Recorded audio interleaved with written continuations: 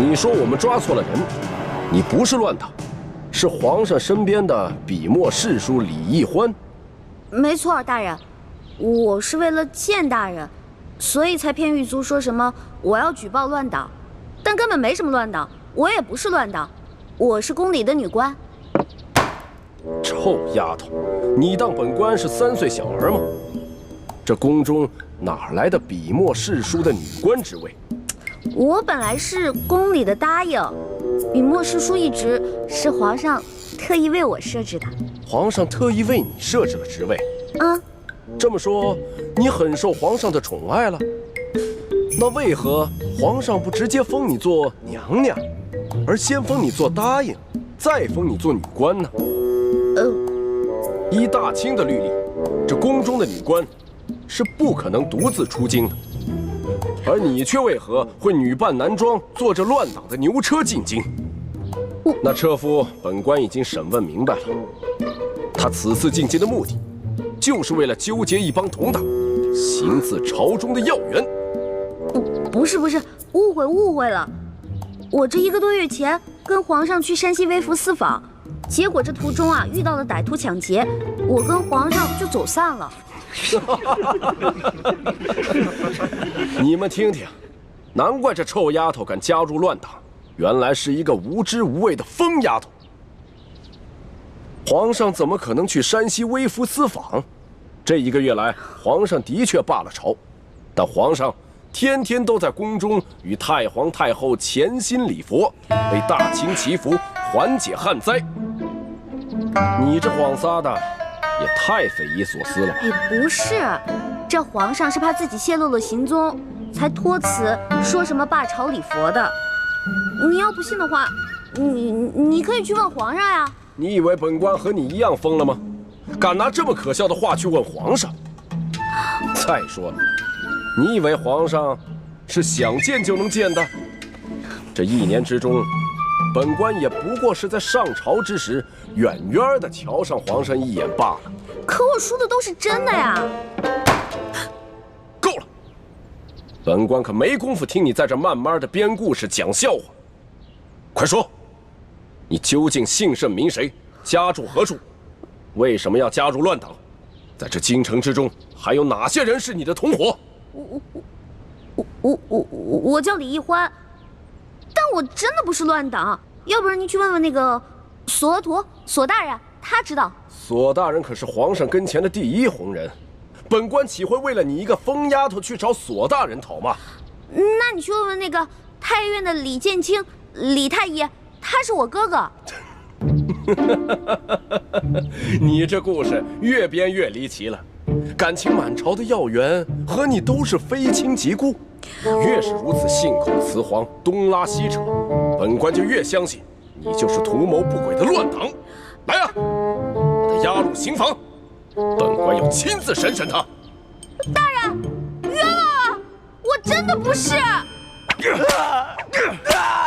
不招，招不招？不招，不招，招不招？不招是吧？不招是吧？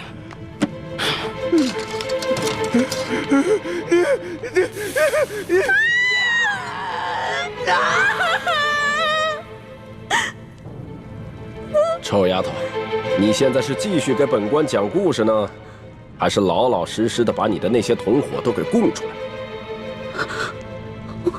我投降，我供。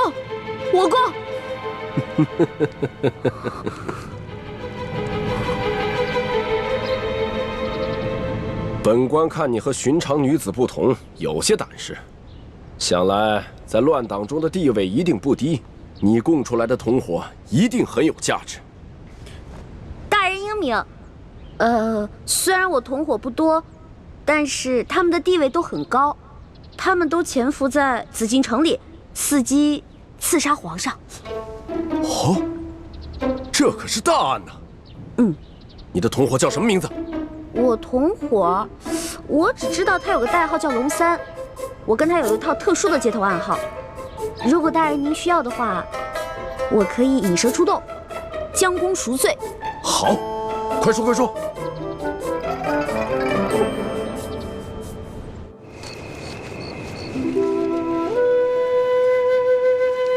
来，快点儿把这都点着，点着了以后都放上去。大人，这孔明灯啊，一转眼就升到空中去了。到了天上以后，就那么一点点儿，城外的人都看不清。史书姑娘哪那么巧就看见？皇上让你放你就放吧，啊！其实史书姑娘能不能看见孔明灯并不重要，只要皇上心里有个寄托就行了。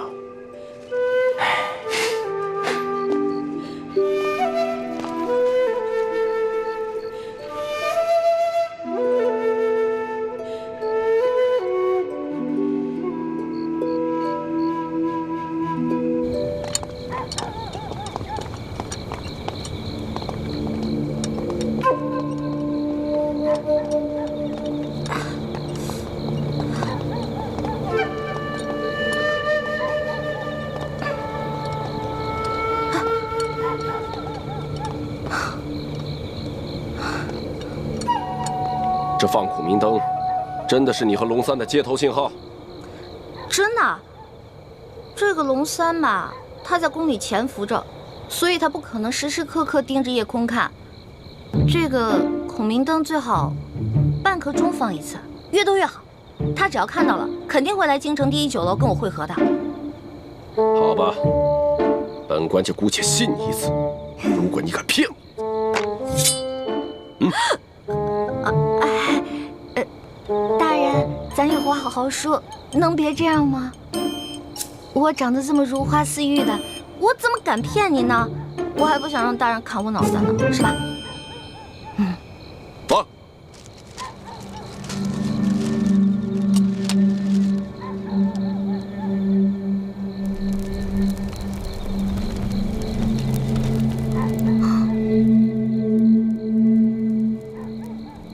龙小弟、猪哥哥、雪姐姐、叔父，你们几个一定要没事了就多抬起头来瞧瞧夜空啊！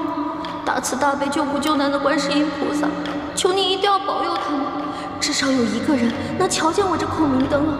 拜托了。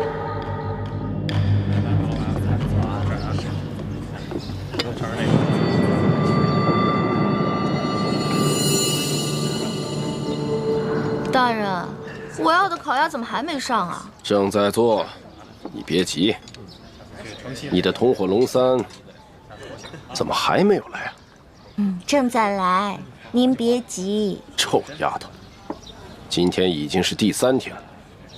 本官按你说的，在紫禁城东西南北几个门已经放了有3天的孔明灯了。要是你的同伙还不出现，那你就一定是在戏弄本官。本官一定会砍了你的头的。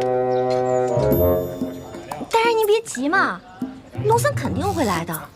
大人，您想啊，这龙三潜入宫中当奸细，那他行事肯定十分小心啊。您想引蛇出洞，对不对？那就得有点耐心呐。龙小弟、猪哥哥、雪姐姐、叔父，难道你们这3天都没有瞧见我放的孔明灯吗？你们要是再不来救我，我可就要被砍头了。客官，您的菜来了。客官，您的酒放这儿慢用。酒楼里的小二怎么都这么脸生呢？我们以前潜伏在这里的那2个探子呢？难道都换人了？烤鸭来了。2位，您的烤鸭。2位慢用。糟了，这个也不是我们的人。那我们安插的那2个人呢？难道今天全都轮班休息？你要的烤鸭已经到了。管他呢，先好好解解馋再说。万一真没办法送出消息，被这顺天福音砍了头，也不会是个饿死的。如果你将这只烤鸭吃完了，你的同伙还没来，那我就要将你这个小丫头给宰了，做一个烤全鸭吃。您放心吧，大人，他肯定会来的。您看，我吃这烤鸭是不是得配点酒啊？要不然您给我上一壶杏花春。你的名堂怎么这么多？不是名堂多呀。您想，您要是抓住了这个行刺皇上的反党，这得多大功啊！您赐我几口酒怎么了？没准我喝完酒，哎，那个龙三就来了呢。就先让你继续摆谱。若是龙三不到，小二，哎，再来一壶杏花春。好嘞。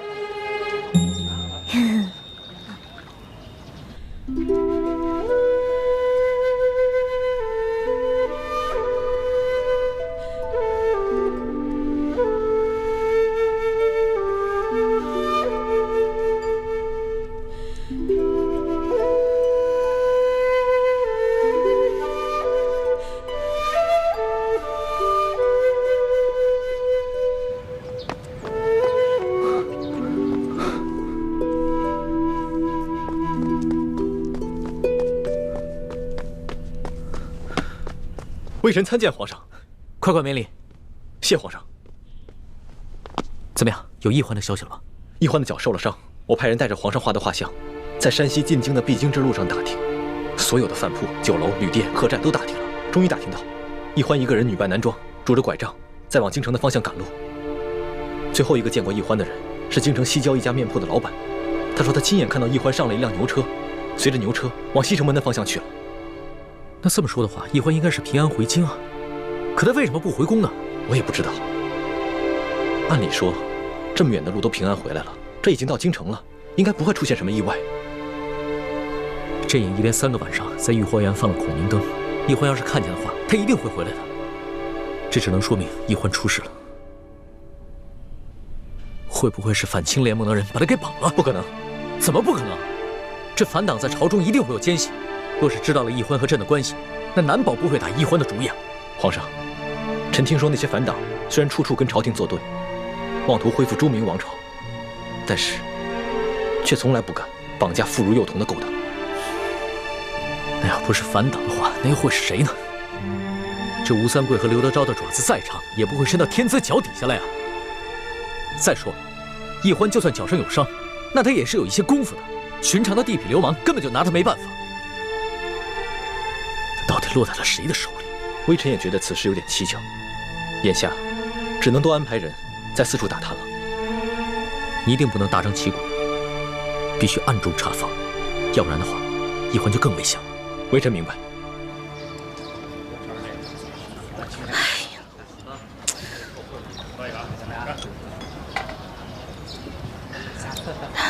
丫头，你一只鸭子都快吃完了，人呢？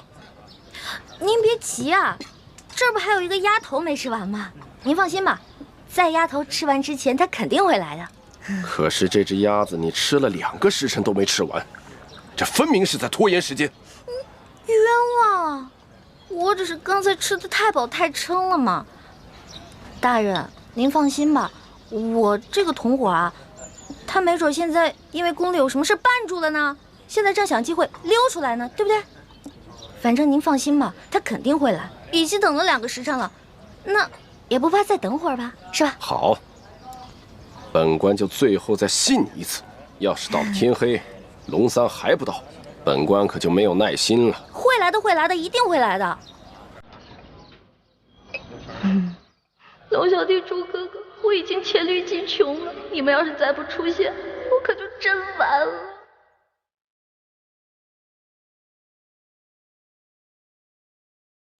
臭丫头，这天已经黑了，龙三还没有来，这下你还有什么可说的？这不刚吃完一个鸭头吗？我估计还有1炷香的时间，龙三肯定就到了。够了，臭丫头，你好大的胆子，连本官也敢戏弄？没有啊，我怎么敢戏弄您呢？我真的有个同伙叫龙三，潜伏在宫中。大人，大人，那个车夫终于招了，根据他的招供，卑职把另几个潜伏在京城的乱党一网打尽。但那个车夫说，这个乘坐他牛车的小丫头只是顺路搭车，不是他的同党。哦，当真？卑职问过另外几个乱党，他们都说这个小丫头不是他们的人。你看，你看，原来你果然在戏弄本官。大人，明明一开始我就说我不是乱党嘛，您说的呀，要打要杀的，所以我才胡乱招供的。可你一开始也没说实话，而且还敢冒充皇上身边的女官，那不是被吓糊涂了吗？我只好胡乱编瞎话了呗。现在好了，既然事情已经查清楚了，那是不是可以放小女子走啦？多谢大人。站住！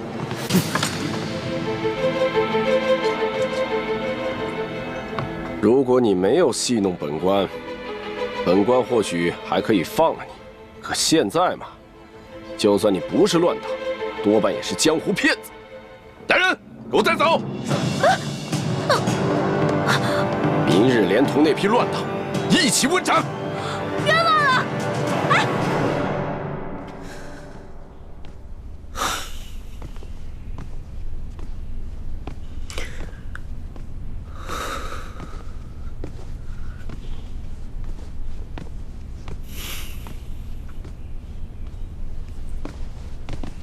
皇上，您不必担心，世淑姑娘吉人自有天相，一定不会有事的。可是朕的眼皮跳个不停，心里也有些发慌。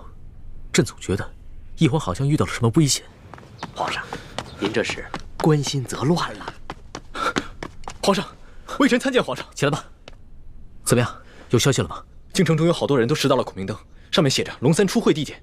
臣马上带着一欢的画像去第一酒楼打探，终于打听到了陈妹的消息。原来她被顺天府尹甘国泰误当反党给抓了，现在已经押往刑场要问斩了。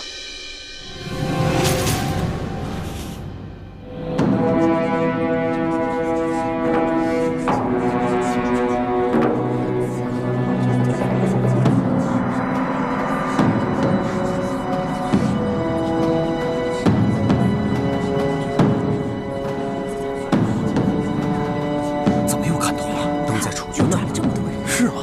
楚军原来人人都乱党。乱党可是什么乱党？这呀，十有八九是被冤枉的。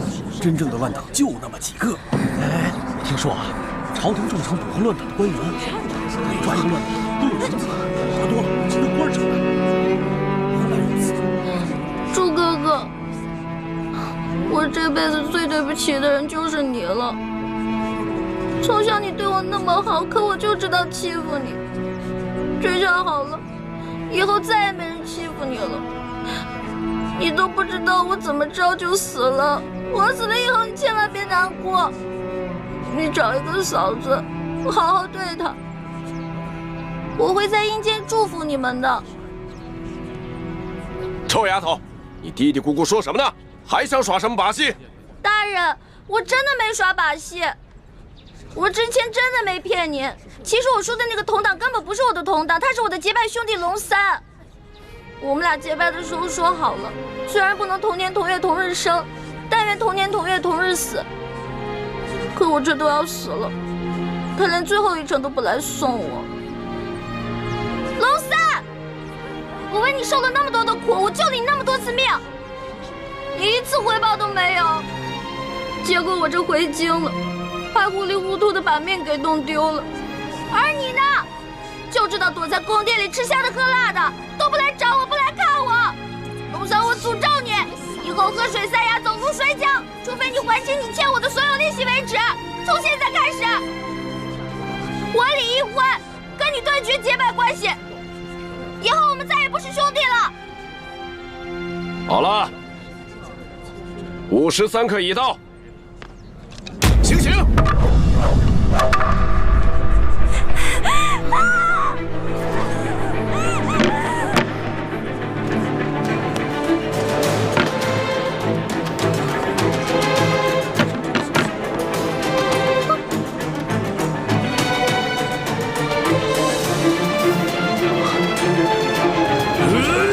老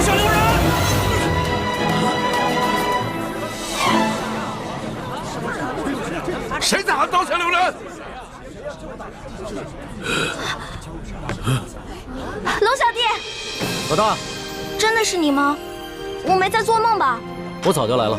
你早就来了。大人，我说的铜党就是他。真有铜党？没错，这个铜党就在你面前，快抓住他！来啊，把这几个闹法场的给我绑了！大胆！我看你们谁敢动手！甘国泰，你这条疯狗，你老养昏花了啊！连我索额图都不认识了。索大人，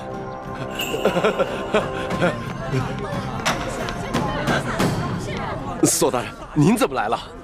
我怎么来了？睁开你的狗眼，好好看看，还有谁来了？大人，您这招引蛇出洞，没把蛇引出来，没想到倒引来个真龙天子。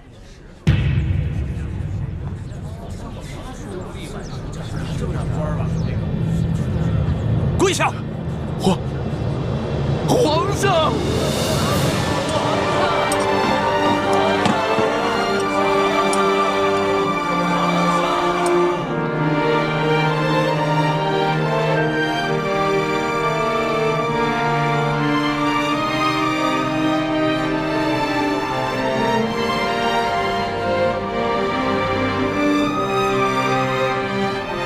各位臣民，各位百姓，朕接到密奏说，顺天府尹甘国泰贪赃枉法，为求加官进爵，竟大肆抓捕良民，冒充反党，滥杀无辜。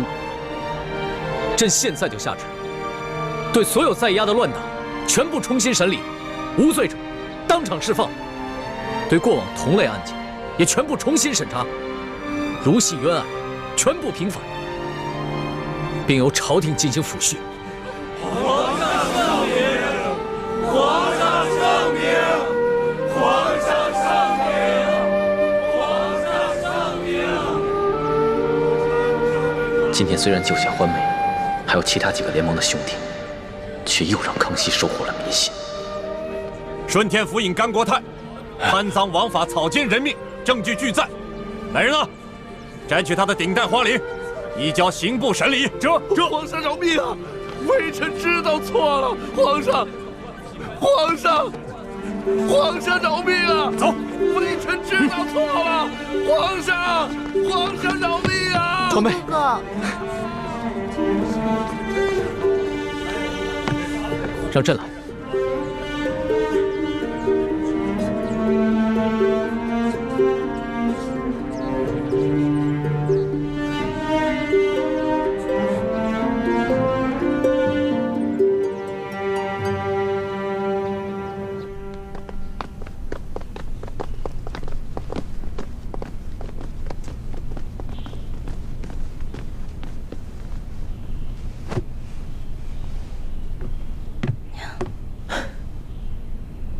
花儿，朕终于找到你了，你终于又活色生香的出现在朕的面前。皇上，你刚才那么任性张扬的把奴婢抱进来，这要让太皇太后看到了，又该说奴婢魅惑皇上，坏了宫里的规矩了。朕顾不了那么多了，你放心，有朕在，谁都伤害不了你。我问你，你那么早到刑场了，为什么那么迟才露面啊？朕既然去了刑场，那当然不能只救你一个人了。朕还要体察一下民情，去看看这个顺天府尹甘国泰到底做了一些什么。但是朕在暗中布置了众多的大内高手，会保护好你和死囚的性命。对了，你居然在刑场上公然诅咒朕，还说要跟朕断绝结拜关系。那还不是你啊！谁让你不敢来救我的？我连着放了3晚的孔明灯，你都没看见吗？朕也连着放了3晚的孔明灯啊，差点就这么错过了。其实我嘴上骂你，说要跟你断绝关系，那也是为了你好啊。因为我怕我真死了，你就会应了那句同生共死的誓言了。朕知道，你一向是刀子嘴豆腐心的，就是这个甘国泰太可恶了。你好不容易从刘德昭的手上逃脱，又被这些贪官污吏给抓起来。你放心，朕一定会一个一个的办了他，替你出了这口气。你不光要替我一个人出气，我只希望你可以记得在微服私访的时候你对我的承诺，整顿吏治，让全天下的老百姓过上好日子。你放心吧，朕不会忘记的。但是朕现在不想谈故事，你等着。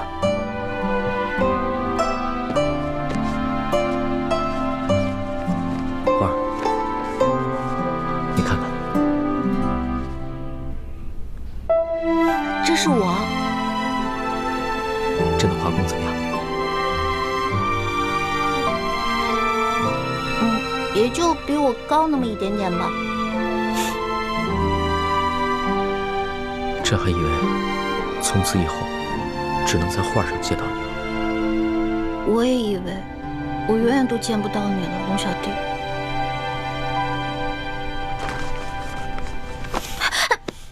你干什么呀？我只是你的笔墨侍书，我又不是你的嫔妃。你别口是心非了。你知不知道这些日子朕有多想你啊？朕就不相信你的心里一点都不想朕。我，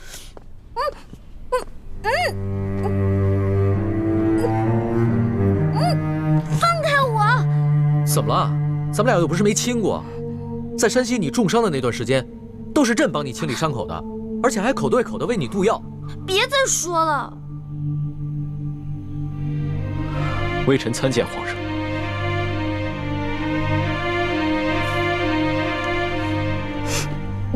进来吧。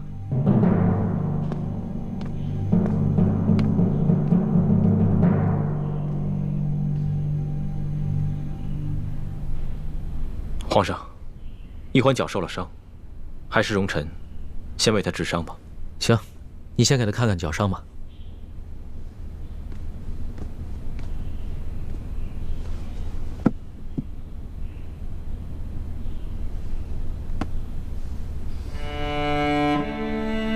怎么样？这伤要紧吗？伤得很严重，必须剜掉坏死的腐肉，才能治伤。啊，那不疼死了！早知道受这份罪，我还不如让那顺天府尹把我宰了算了。你胡说什么呢？你当时在山西救朕的时候，那股不惧生死、不畏一切的英雄气概去哪儿了？我根本不想当什么英雄，我只是不忍心看你死而已。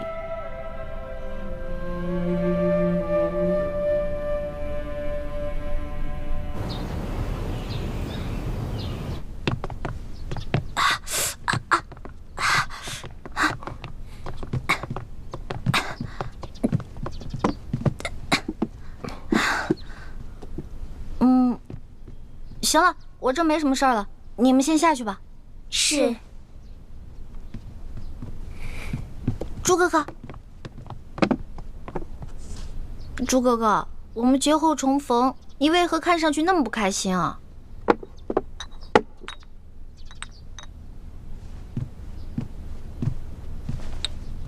小平内服，大平外敷。我是欠了你钱了，还是偷了你的米了？这脸臭的跟死鱼烂虾似的。世淑姑娘好生歇着吧，下官告退了。哎呀，怎么了？脚疼。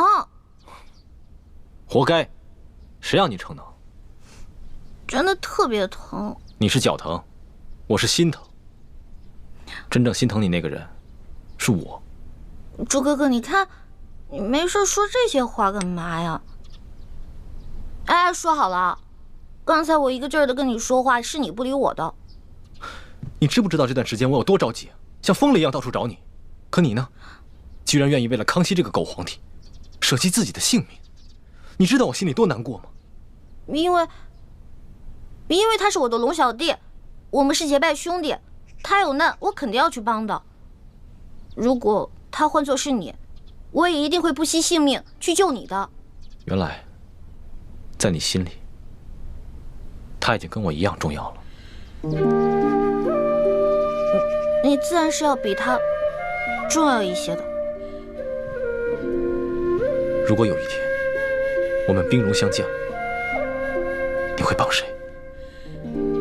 我自然还是会帮你的，朱哥哥。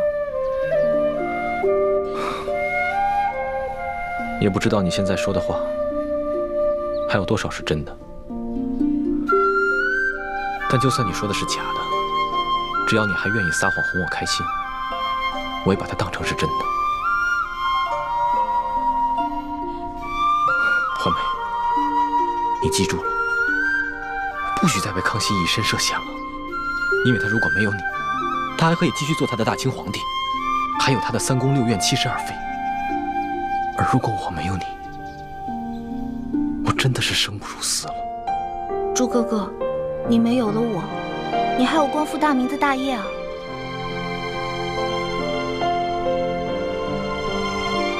光复大明是我此生最大的责任，可你却是我的命。如果没有你，那我做什么都没有意义了。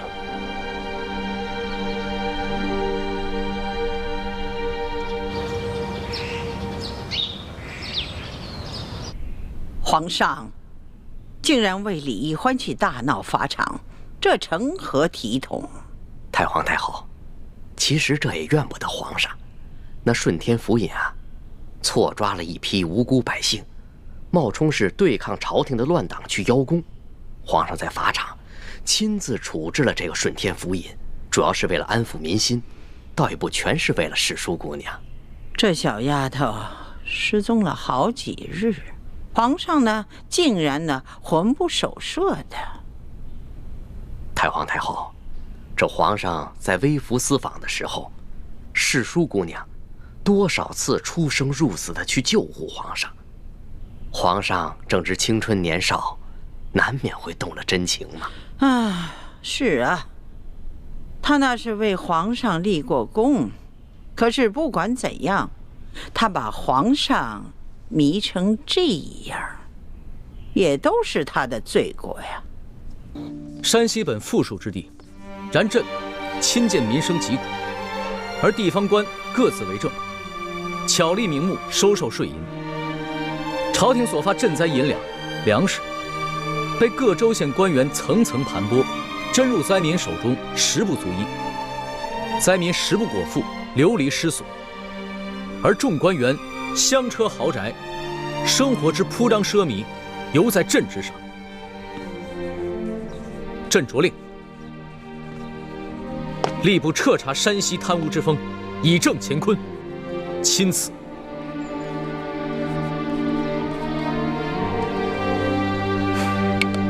好了，龙小弟，写完了。你来看看，怎么样？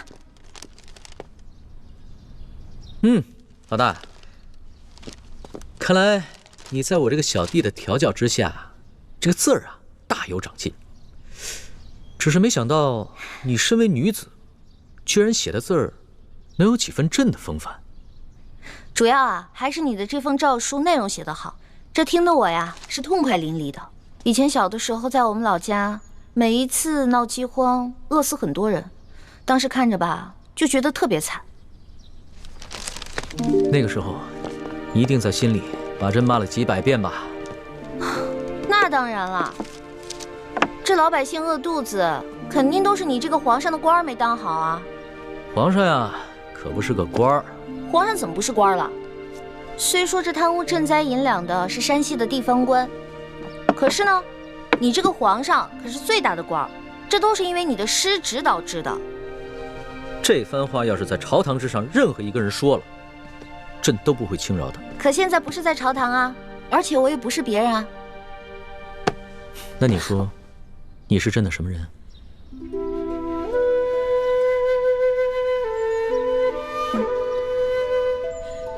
老大，这次出巡呢，真的是感慨万千啊！不仅体察了民情，还学到了很多朕在御书房里和朝堂上永远学不到的东西，尤其是还跟你一起经历了那么多惊心动魄的事情，那将是朕这辈子都无法忘却的美好回忆。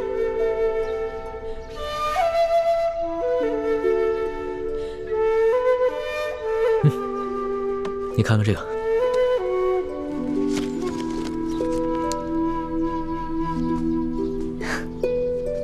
还记得那日你说过，这个龙字就是一个龙加一个耳字组成的，意思就是皇帝的耳朵是个摆设，听不到百姓的疾苦和心声。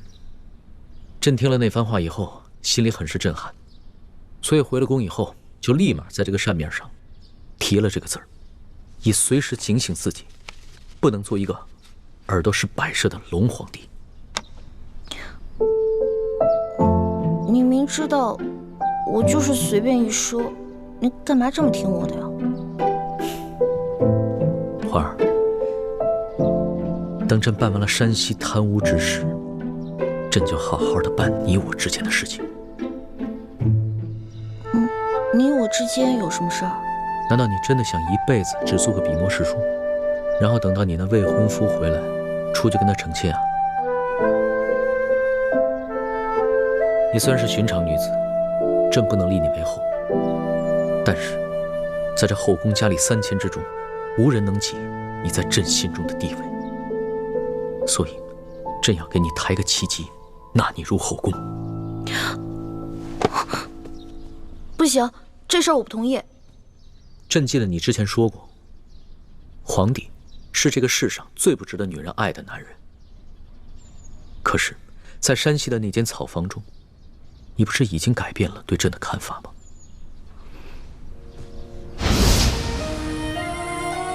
我之前说过，你是天底下最不该爱的人。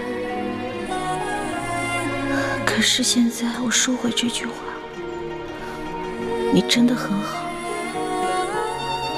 在那间草房中，咱们同居了数日，朕看过你的身子，也把很多第一次都给了你。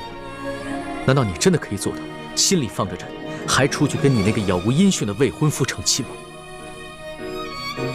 大不了我谁都不嫁，我不嫁给他，我也不嫁给你。为什么？龙小弟，你是个好皇上，但是我想要的是个夫君，一个只属于我自己的夫君，而不是让这后宫女人又爱又怕的皇上。可是朕没有让你怕朕啊，难道你单独跟朕在一起的时候会感到害怕吗？龙小弟，你能只做我一个人的夫君吗？你不能。我不想跟东宫娘娘、跟西宫娘娘共享一个丈夫，你懂吗？一个妻子想见自己丈夫的时候却见不到，每天打扮好，期待丈夫发慈悲似的出现，对着蜡烛垂泪，这种生活不是我想要的。反正你已经后宫佳丽3000了，少我一个又如何呢？你明知道朕是一个君王，朕不可能只有你一个女人。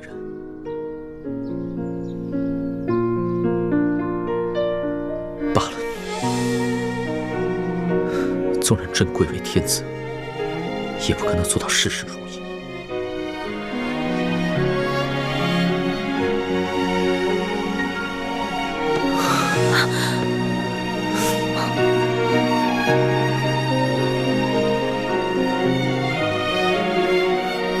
朕只有珍惜有你陪伴的每一刻了。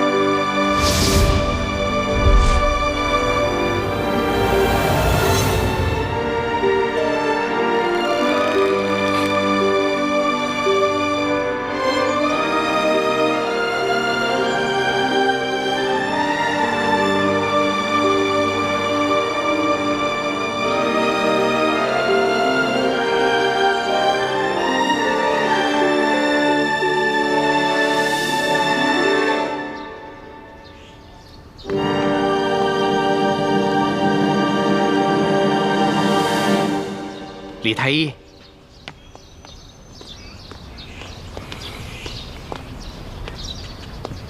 公公有什么吩咐吗？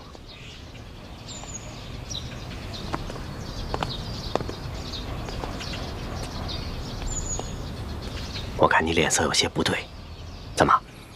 是不是看到皇上宠爱奕欢，你心里不好受啊？这不正是你们想要的吗？你们不就是想骗取皇上的信任跟恩宠吗？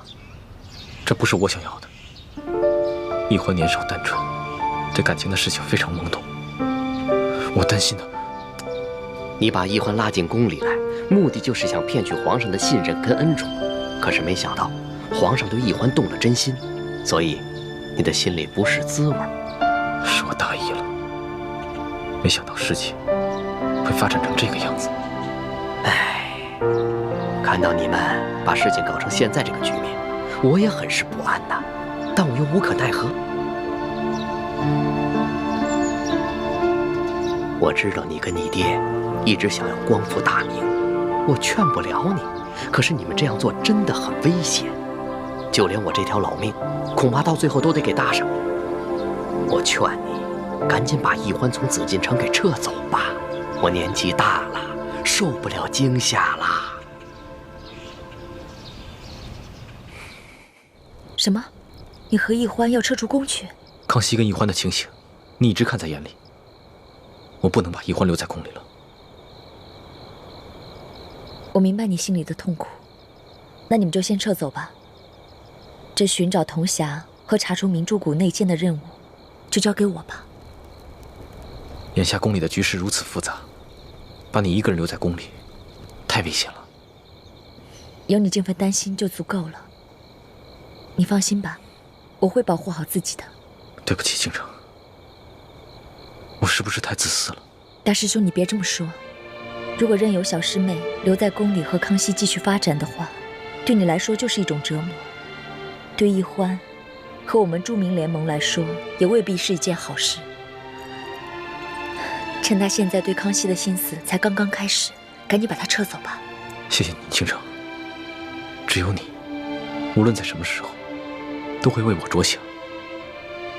但是，我却无以为报。大师兄，你的平安和幸福，就是对我最大的回报。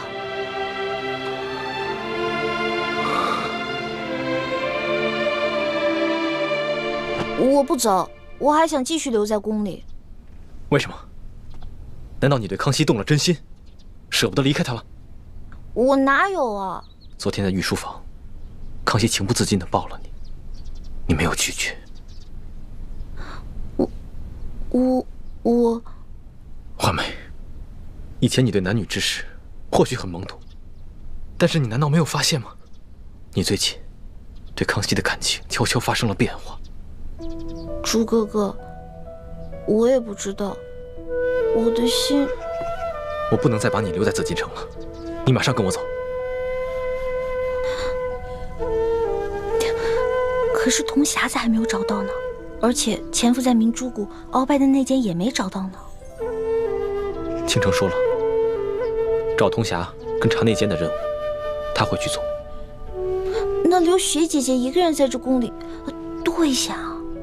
说来说去，你还是舍不得康熙，是不是？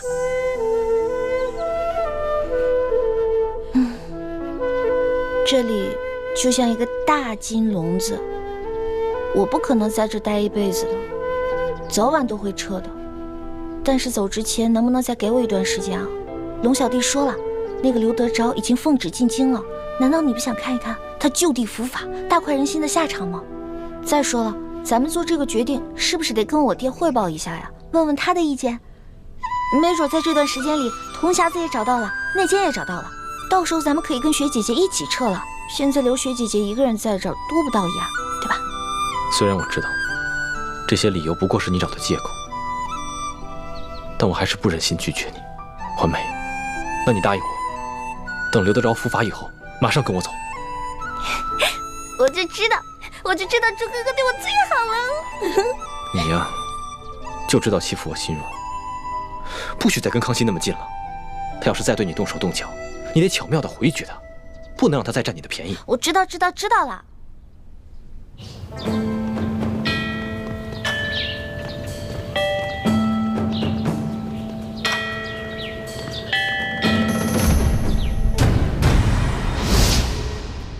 且夫，玉八赞率着3000精骑进入山西境内接走龙三，既不跟你这个山西巡抚碰面，事后也不差人跟你打声招呼。而现在皇上就宣你进京跟龙三对峙，这事儿我总觉着不大对劲儿啊。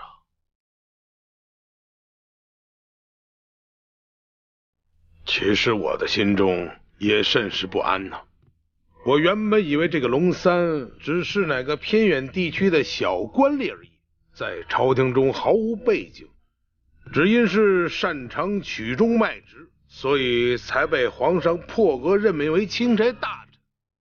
所以他完全不懂这官场的规矩，憋足了劲想要踩着我上位而已。如若如此，我完全有把握将其斗倒。但是我实在没有想到啊，他居然跟这个玉八赞有如此深厚的交情。嘿，玉八赞是皇族子弟，手中又统领着朝廷最精锐的骑兵，可是他为了一己私交，不奉旨就擅自带兵进入山西境内。就这事儿，咱们能不能揍他一本？秋官啊，此事我们是假。为什么呀？啊，皇家子弟手握重兵，跟朝中大臣勾结，这是皇上的大忌啊！你懂些什么？这个龙三回京之后，必定在皇上面前举报我诸多的罪状。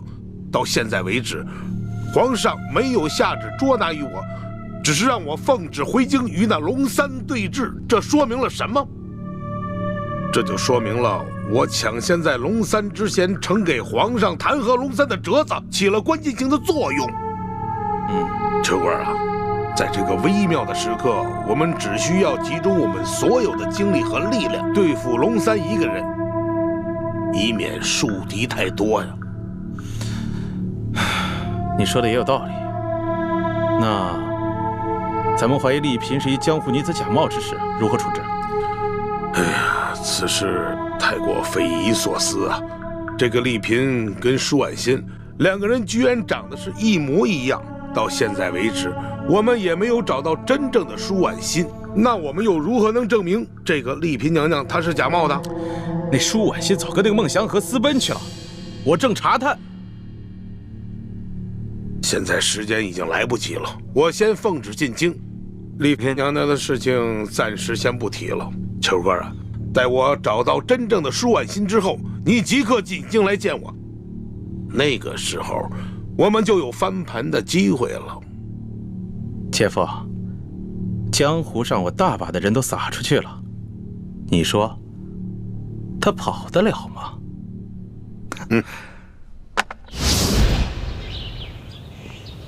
索大人，且慢行。怎么了？下官见过索大人。哎呀呀呀！你这是干嘛呢？你别这不，索大人，下官没有别的意思，下官只是想请索大人给下官透露些口风。下官此次进京到底是凶还是吉呀？哼！哎呀，你呀，你呀，索大人教训得对。你呀，不用太过担心了。咱们都是朝廷命官，这有人弹劾咱们，这应该都是家常便饭，是不是啊？下官明白索大人的意思。索大人的意思就是说，现在皇上并未全信那个钦差龙三对下官的弹劾。你呢，且安心的去觐见，你此行一定是有惊无险。多谢索大人指点。行，走着。请。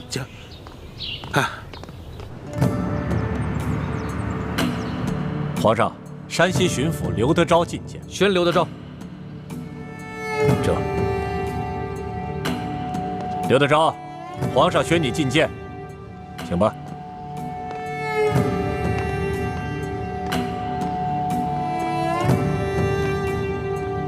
刘德昭，还不赶快跪下拜见皇上？山西巡抚刘德昭叩见皇上。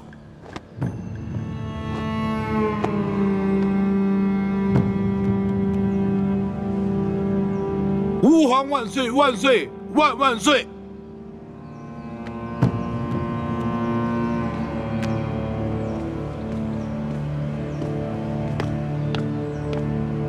刘大人，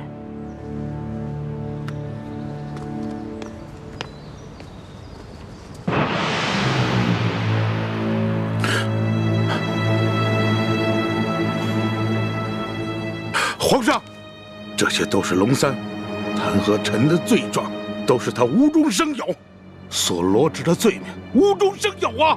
刘德昭，钦差大人与你无冤无仇，为何要无中生有罗织罪名来诬告你？回皇上的话，这龙三向臣索贿不成，所以怀恨在心。他暗中勾结牛角寨上的悍匪，盗抢我府库的官银，还有这龙三，他私刻玉玺，伪造密旨，干涉我山西地方政务。皇上，这一桩桩一件件，臣据查实。皇上，请皇上明察。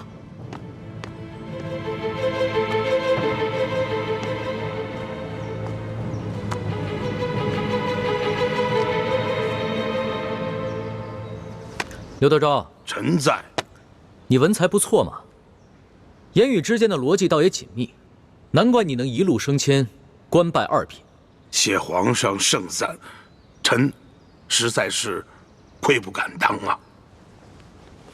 还有皇上，这是龙三私刻玉玺、伪造密旨、盗抢官银的证据，请皇上明鉴。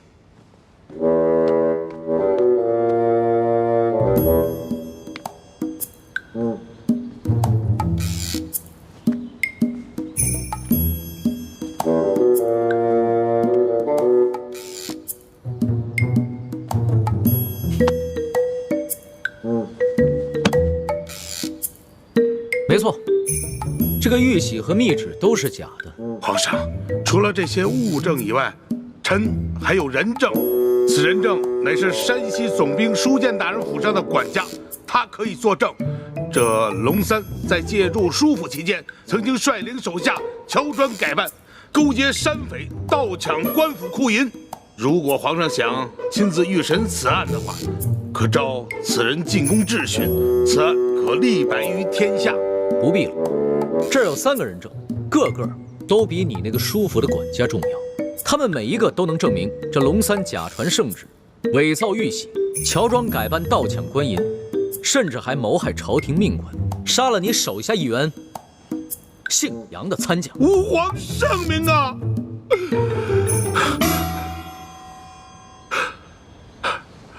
皇上实在是圣明啊，但不知现在那3人现下何处啊？刘大人，别来无恙啊！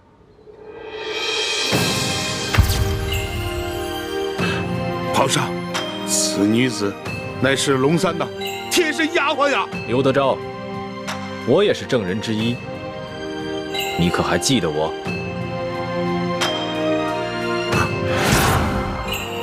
皇上，这个人也是龙三的心腹啊，抢到官银也有他的份啊！皇上，不管他们说什么，你可不要听他们的谗言呀！皇上，何止他们俩有份儿？刘德昭，臣在。你为何不抬起头来看看朕？臣第一次拜见天颜，内心诚惶诚恐，臣不敢直视天威，所以朕让你抬起头来，仔细的看看朕。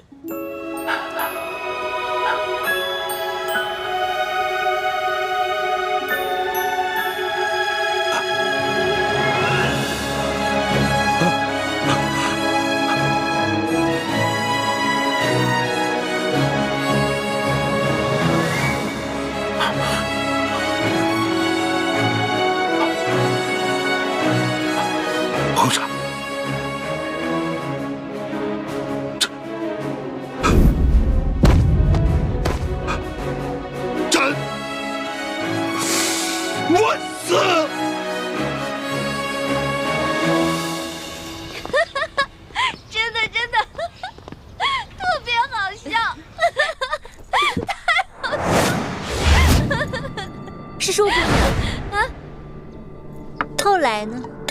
后来那个刘德昭又怎么样了？后来那个刘德昭啊，吓得都不敢说话了，这身子就跟弹琵琶似的，一直都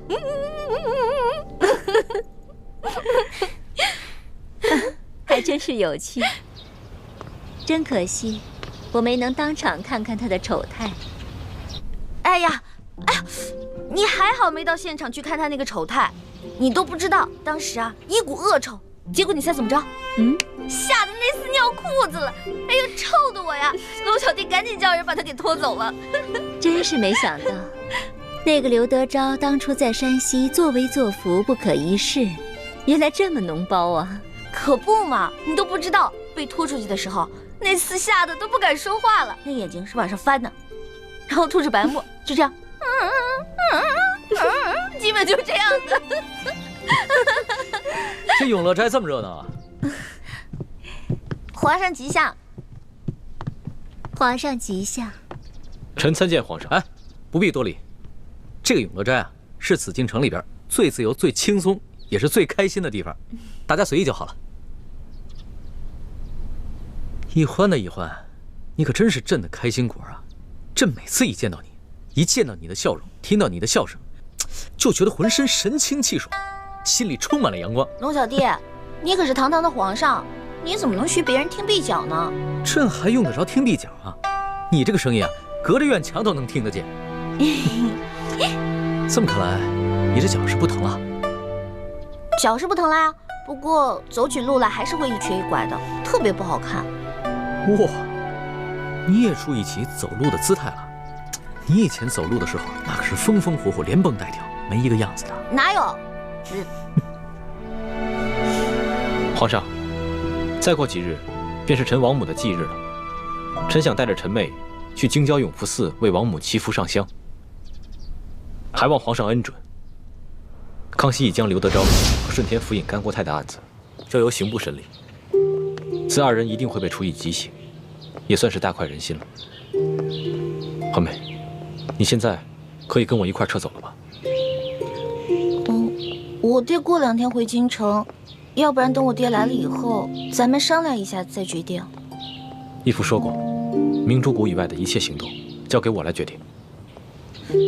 可是，怎么，你又变卦了？不是，我只是觉得，如果我们要撤出紫禁城，如果撤不好的话，康熙肯定会怀疑的，到时候侦查起来，雪姐姐怎么办啊？这个你不用担心，我已经安排好了。樊师妹和叶师弟已经随吴应琪的车队进京了，到时候我们借王母的忌日要到了，一起去京郊的永福寺为她上香祈福。然后我会安排一帮人，扮作是石青红的手下，将我们劫走。如此一来，我们既可以顺理成章的消失，还可以嫁祸给吴三桂，挑起他跟康熙的矛盾。哦，好吧。好，朕准了。到时候啊，朕让礼部的人准备一下，在永福寺给令堂做一场追典。多谢皇上，臣母能享此哀荣，是臣兄妹天大的荣光。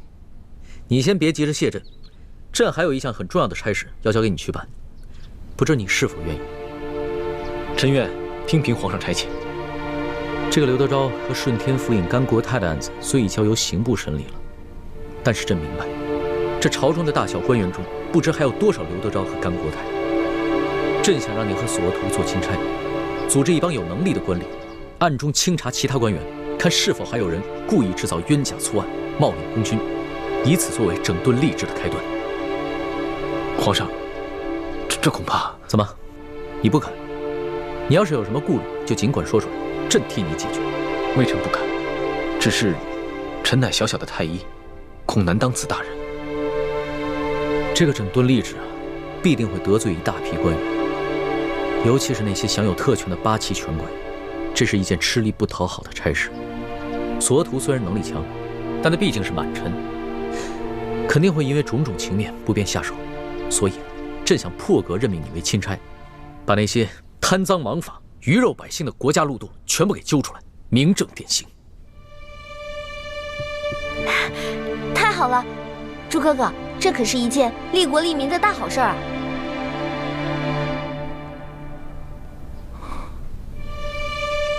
李爱卿，朕思前想后，这满朝文武，只有你最能堪此重任。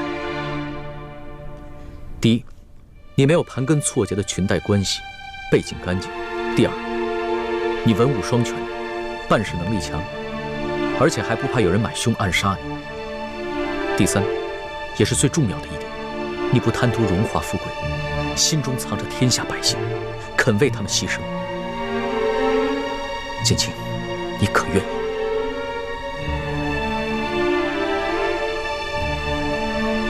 哎，朱哥哥，你就答应龙小弟吧。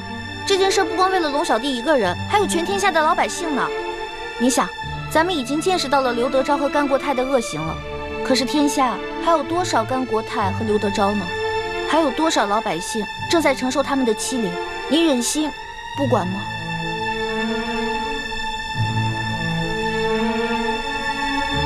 微臣遵旨。太好了，我就知道朱哥哥不会让我失望的。大师兄，如此一来，你和小师妹要撤出紫禁城的计划，怕是要推迟了。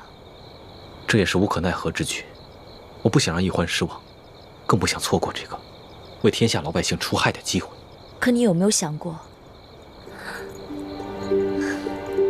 你帮康熙整顿吏治，肯定会面临极大的风险。就算你最后千辛万苦做成了，也是替康熙做嫁衣。到头来，老百姓感激的只会是康熙，不会是你。我想好了，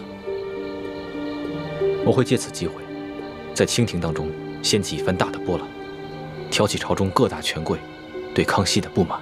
如此一来，老百姓既得了利，又能激起康熙跟群臣的内斗，引发他们的内乱。还是大师兄思虑周详。说实话，我心里也很纠结。如果我跟易欢撤走，只留下你一个人在这宫里，完成寻找铜匣跟查找内奸的任务，实在是太危险了。我们也太自私了。大师兄，我知道你心里装着我们每一个人，你希望把每一件事都做到完美，对得起我们所有人。可是这样的话，你会很累的。就像这一次你决定留下来，那小师妹和康熙又会继续朝夕相处，这对你来说实在是一种折磨。若易欢能像你这样了解我，在乎我的感受，那就好了。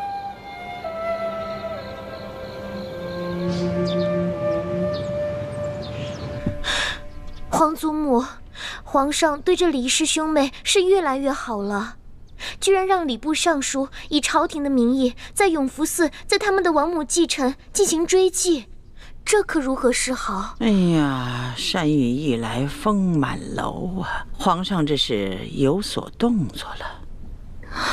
难道皇上是要将这李易欢纳入后宫了？那倒不是。皇上如此笼络李建清，是想李建清和索额图一同协助他整顿吏治。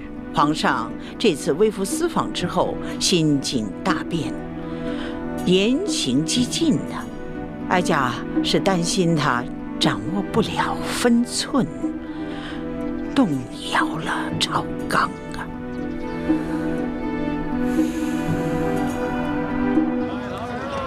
吴公子一路辛苦了。永历帝的遗物已经顺利押运到京，我们兄妹二人也该告辞了。待明天面圣交旨之后，我也要返回云南滇都了。反正二位也是四海为家，不知可否随我一起到云南滇都一游呢？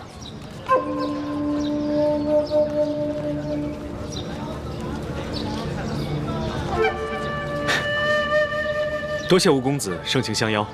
这样吧，容我们兄妹二人多考虑几日，再做答复。也好，那我等你们的消息。吴公子，后会有期。后会有期。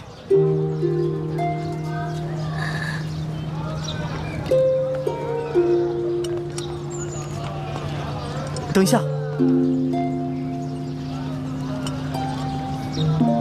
千羽姑娘。这驿站附近有一个镜湖，今晚可否在那儿一见？我有一件礼物要给你，也算是留个纪念。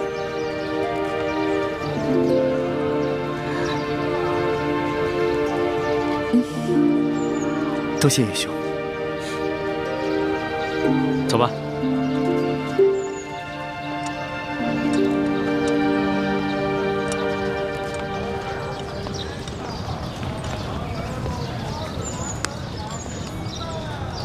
二公子，你果真要带着二人去云南？怎么？有何不妥吗？这叶氏兄妹可是来路不明的江湖人士。父王不是跟我说过了吗？要多多结交这些江湖能人。可是卑职觉得这兄妹二人另有图谋。这一路走来，若他们真有什么图谋，那早就暴露无遗了。行了，你不用说了，我自有分寸。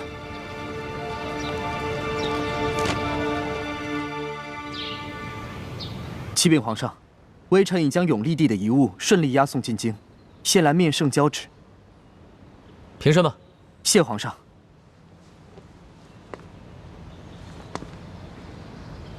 二公子，山西一别，别来无恙啊！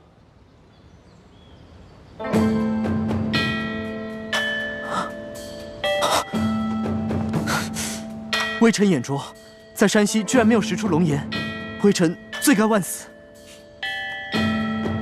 二公子不必多礼，起来吧。是。朕在山西的时候，是以钦差大臣的身份微服私访，你认不出朕，又何罪之有啊？微臣无能，一路上遭遇了2次劫案，不仅臣父准备的贡品被劫匪劫走，还连累山西总兵舒大人以身殉职，微臣罪该万死。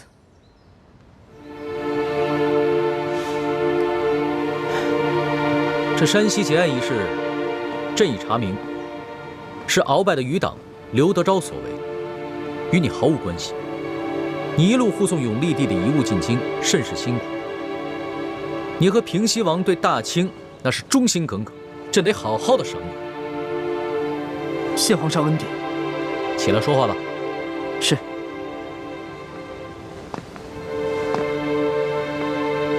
朕还有一事要交办于你。但凭皇上吩咐，微臣定当竭尽全力。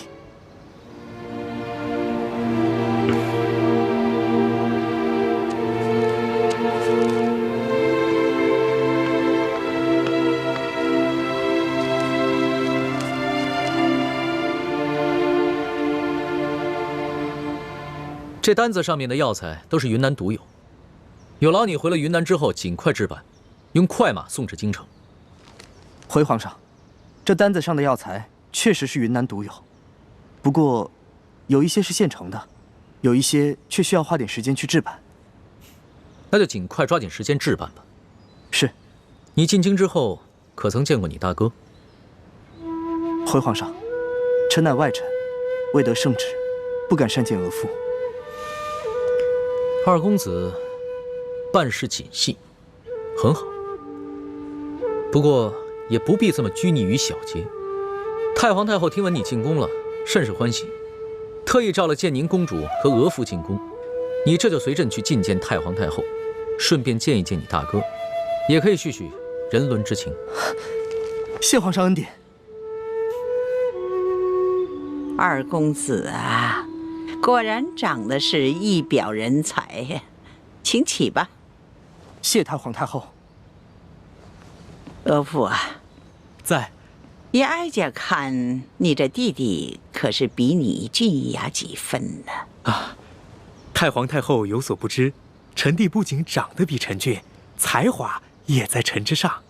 以前在王府里，臣父总是批评臣什么都不如弟弟。俗话说，皇帝爱长子，百姓爱幺儿。这做父母的偏疼小的也是有的。在哀家看来，你们兄弟俩各有千秋啊，都不错，真是虎父无犬子啊！谢太皇太后美誉。不知二公子可有婚配？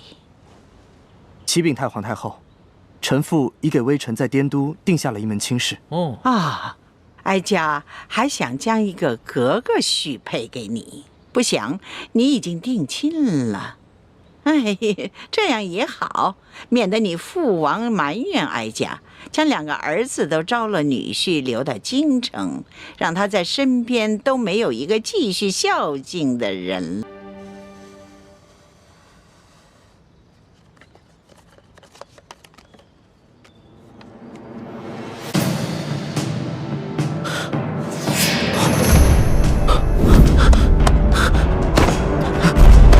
太皇太后和皇上明鉴，这些奏折都是对微臣父王的构陷。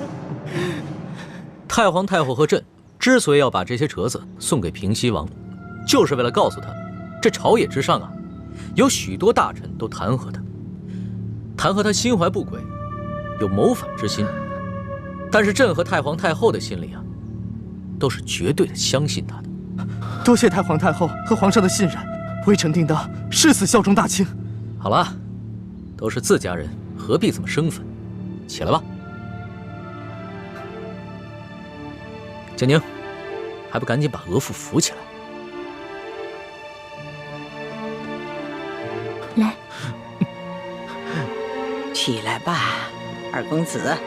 你回到云南后，待哀家问候你父王好。另外，哀家给你母亲侧王妃准备了一点心意，顺便带回去。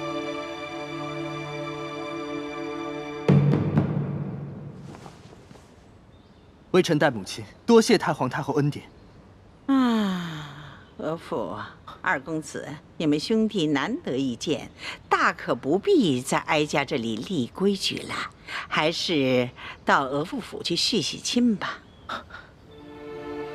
啊，建宁，你留下来陪哀家说说话。微臣告退。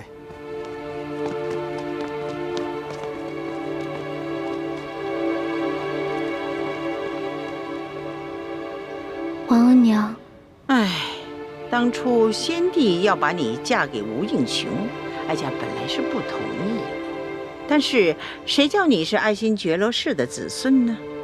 建宁明白，建宁定会好好侍奉夫君，替皇额娘分忧。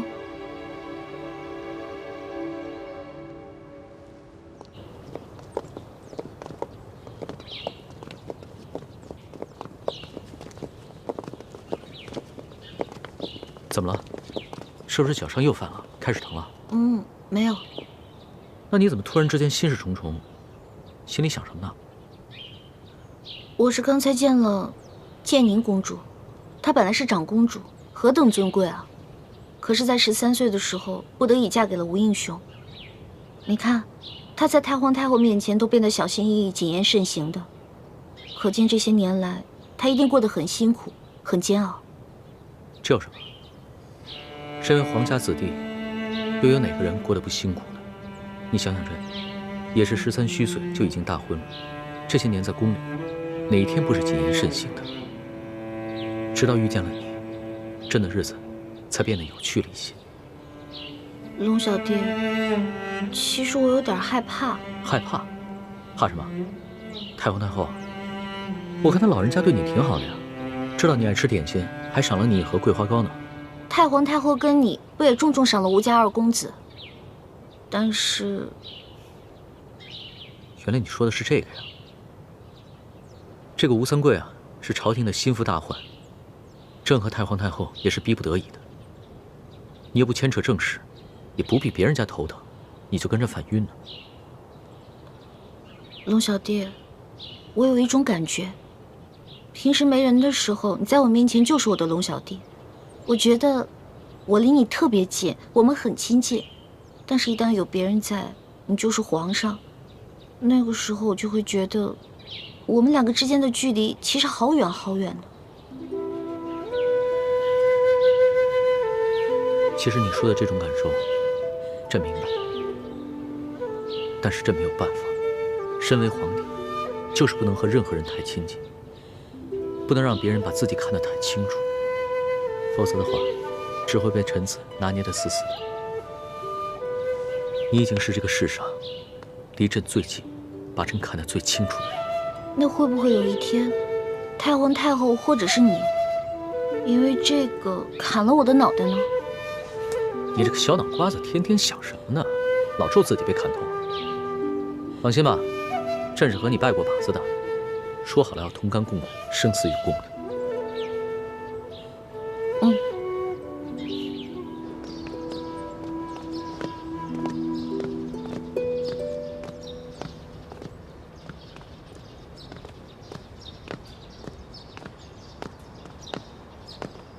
李公公啊，皇上在吗？索大人啊，皇上跟史淑姑娘去了永乐斋，要过一阵子才回来。索大人，稍候一下。那我就在这儿候着吧。好。这甘国泰的案子结了，我得向皇上汇报一下案情啊。跑什么呢？啊，急急火火的。刑部有人带话，说这刘德昭死活不肯认罪，还说什么哭着喊着要见你。见我？对。糟了，难不成是他给我行贿了2万两银票，这会儿要举报我？不行，我得去封了他的口。你去告诉刘德昭，让他别着急，跟他说，等我见完皇上就去见他。是，义父。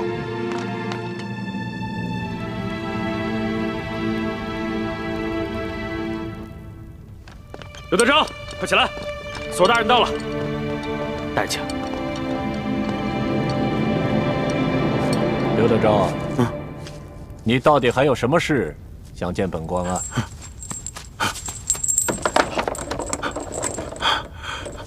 索大人，罪囚有要事相禀报。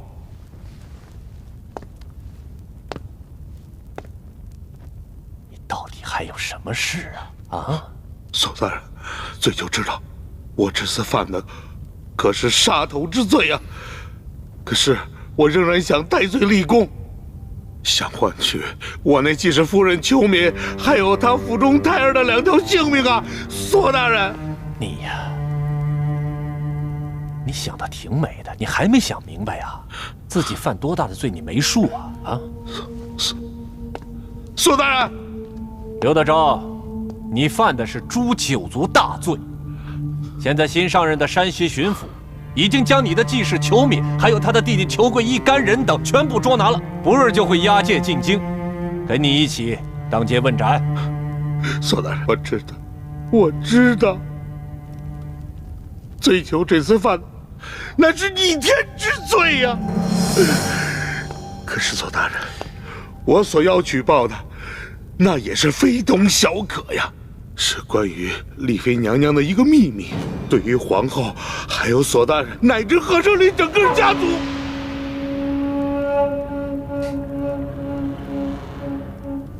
你们都先出去，我要和他聊聊。这。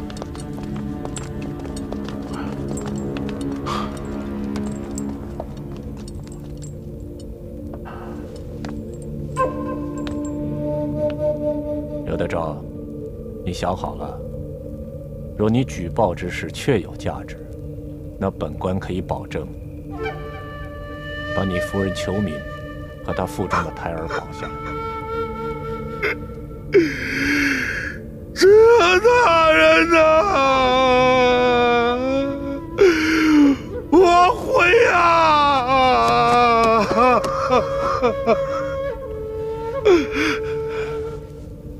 说来我听听，什么重要的事？索大人，我所要说的事儿，干系到皇家的体面，我想越少人知道越好吧。他没事，他是我亲外甥。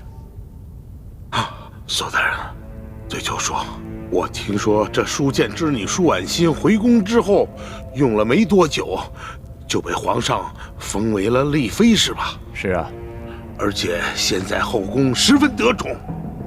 可说的呢。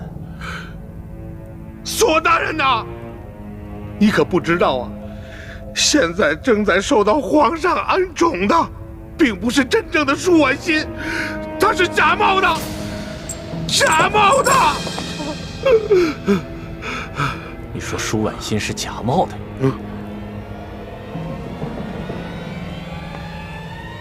这个丽妃娘娘是个假丽妃。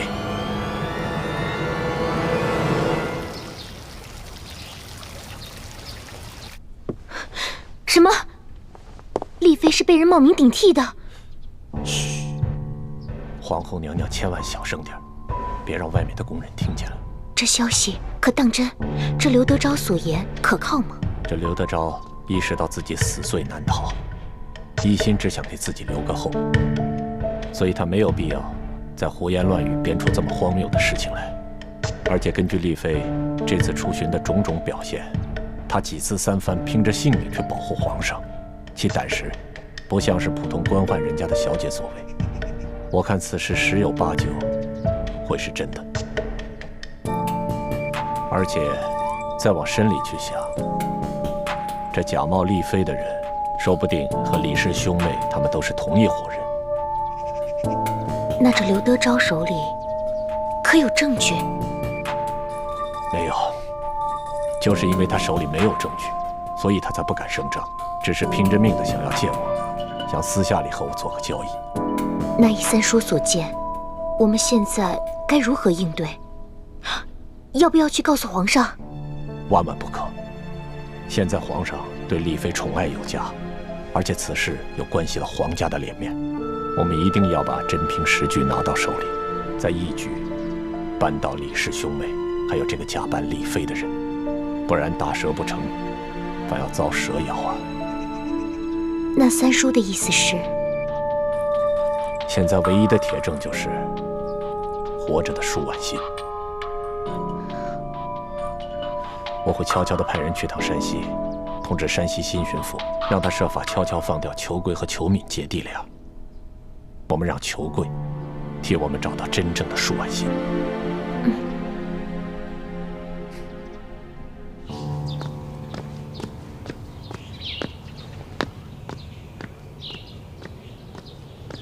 老三，